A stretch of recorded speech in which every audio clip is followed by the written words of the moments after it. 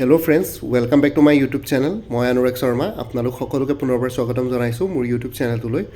আজি মই আপোনালোকৰ সন্মুখত এটা নতুন ভিডিঅ'লৈ উপস্থিত হৈছোঁ আৰু আজিৰ ভিডিঅ'টোত APSCৰ ফালৰ পৰা দুটা লেটেষ্ট আপডেটছ আহিছে। আৰু প্ৰথম আপডেটটো হ'ল যে list of candidates for the post of assistant accounts officer AAO in Assam electricity grid corporation limited AEGCL। ঠিক আছে, চ' আপোনালোকে জানে APDCLৰ এছিষ্টেণ্ট একাউণ্টছ অফিচাৰ পৰীক্ষা অলৰেডি হৈ গৈছে 23 মাৰ্চত। এতিয়া নেক্সট 6 এপ্ৰিল মানে 6 এপ্ৰিল 2025ত আপোনালোকৰ এছিষ্টেণ্ট একাউণ্টছ অফিচাৰ AEGCLৰ পৰীক্ষা অনুষ্ঠিত কৰা হ'ব। অলৰেডি স্কেডুল কৰিলে আৰু আজি লিষ্ট অফ কেণ্ডিডেটছ ওলাইছে। টোটেল 61টা পোষ্ট আছিলে। 61টা পোষ্টৰ এগেইনষ্টে 21,494 কেণ্ডিডেটছ ইয়াতে চুজ কৰা হৈছে। চ' 21,494 কেণ্ডিডেটছে এতিয়া পৰীক্ষাত বহিবৰ কাৰণে অনুমতি পাইছে বা APSC এপ্ৰুভ কৰিছে তেওঁলোকৰ কেণ্ডিডেটছৰ। চ' আপোনালোকে পৰীক্ষা দিব লাগিব আৰু যিসকলে পৰীক্ষা দিব তেওঁলোকৰ কাৰণে অল দি বেষ্ট থাকিলে। আৰু মষ্ট প্ৰবেবলি এডমিট কাৰ্ডো আহি যাব। এডমিট কাৰ্ড চাগে কাইলৈ পৰহিলৈ মানে আহি যাব। কাইলৈ পৰহিলৈ নাহে চাগে, এডমিট কাৰ্ড আহোঁতে চাগে 28-29 মান হ'ব। চ' আছিলে বাৰু, ডেটটো দি দিছিলে, মই পাহৰি গ'লোঁ। চ' আপোনালোকে যিসকলে পৰীক্ষা দিব চেণ্টাৰ ৱাইজে হ'ব, মানে জ'ন ৱাইজ হ'ব পৰীক্ষা, যেনেকৈ APDCLৰ যোনটো হৈছিলে।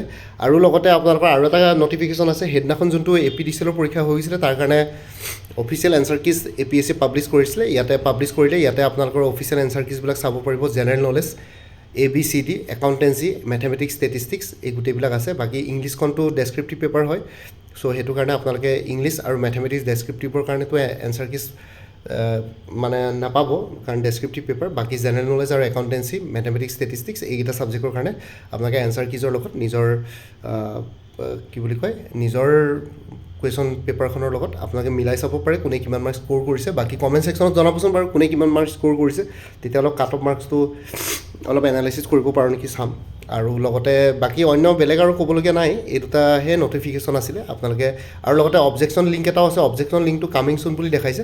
ইয়াতে আপোনালোকৰ অবজেকশ্যন লিংক যোনটো তলত আছে গ্ৰীণ কালাৰ দি হাইলাইট কৰা আছে, সেই অবজেকশ্যন লিংকটোত আপোনালোকে কাৰোবাৰ যদি কিবা কুৱেশ্যন বা এনচাৰ্ছ লৈ পেলাই, এনচাৰ কিজ লৈ পেলাই ডাউট আছে বা তেতিয়াহ'লে আপোনালোকে অবজেকশ্যন লিংকত অবজেকশ্যন দেখুৱাব পাৰে, কিন্তু ৰিলেভেণ্ট প্ৰুফ আপোনালোকে দিব লাগিব ইয়াতে।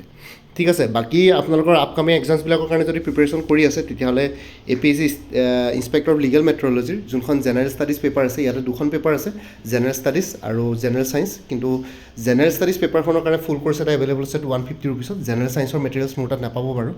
বাকী APSC জুনিয়ৰ ডেভেলপমেণ্ট অফিচাৰৰ ফুল কোৰ্চ এভেইলেবল আছে 175ত।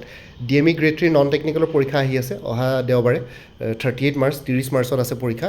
তাৰ কাৰণে ফুল কোৰ্চ এভেইলেবল আছে 325ত। DME গ্ৰেড 3 নন টেকনিকেলৰ মক টেষ্ট চিৰিজ এটা এভেইলেবল আছে 90 ৰুপিছত।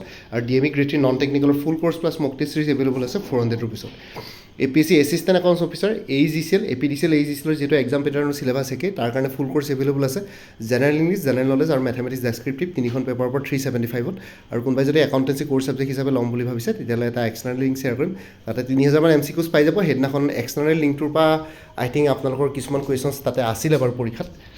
আৰু বাকী আপোনালোকে যদি কম্প্ৰিহেনচিভ টেষ্ট চিৰিজ এটা ল'ব বিচাৰে তেনেহ'লে এডভেট আইএছৰ ফালৰ পৰা এটা টেষ্ট চিৰিজো এভেইলেবল আছে, এছিষ্টেণ্ট একাউণ্টছ অফিচাৰ APDCL AEGCLৰ 999 ৰুপিছত।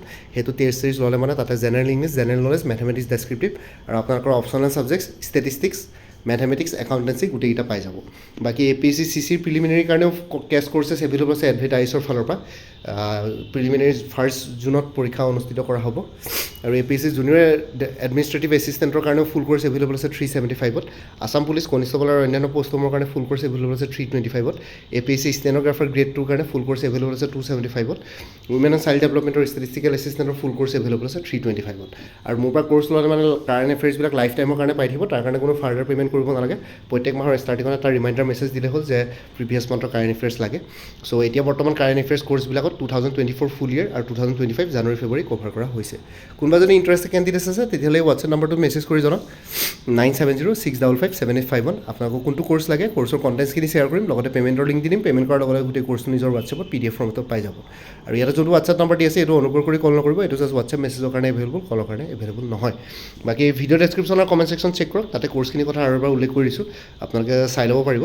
লগতে মোৰ আৰু এটা চেনেল আছে অসম IQ বুলি, সেই চেনেলটোৰ লিংকটোৱে ভিডিঅ'টো ডেছক্ৰিপশ্যনত শ্বেয়াৰ কৰিছোঁ, আপোনালোকে সেইটো চেনেলো ছাবস্ক্ৰাইব কৰিব পাৰিব। চ' ভৱিষ্যতলৈ এনেকুৱা ধৰণৰ কম্পিটিটিভ এক্সামছবিলাক দিয়াৰ ক্ষেত্ৰত আৰু অলপ এক্সট্ৰা গাইডেঞ্চ পাই যায় বাকী মোৰ ভিডিঅ'ছবোৰ চাই যদি ভাল পায় মোৰ চেনেলটো ছাবস্ক্ৰাইব কৰি ল'ব আৰু লগতে আপোনালোকৰ যিমানখিনি ফেমিলি ফ্ৰেণ্ডছ ৰিলেটিভছ আৰু চিনাকি এক্সপিৰিয়েঞ্চ আছে তেওঁলোকৰ লগত মোৰ চেনেলটো শ্বেয়াৰ কৰিব লগতে কমেণ্ট ছেকশ্যনত জনাব কিবা যদি কুৱেশ্যন থাকে ডাউট থাকে মই নিশ্চয় আপোনালোকৰ কুৱেশ্যনছ আৰু ডাউটছবিলাকৰ ৰিপ্লাই দিবলৈ চেষ্টা কৰিম বাকী আজিৰ ভিডিঅ'টো ইমানতে সমাপ্ত কৰি আপোনালোক সকলোৰে পৰা বিদায় দিলোঁ কাইলৈ পুনৰ এটা নতুন ভিডিঅ' লৈ আপোনালোকৰ সন্মুখত উপস্থিত হ'ম তেতিয়ালৈকে ভালকৈ প্ৰিপেৰেশ্যন কৰি থাকক সকলোৱে অল দি বেষ্ট থাকিলে bye and take care friends Bharat মাতা কি জয় জয় আই অসম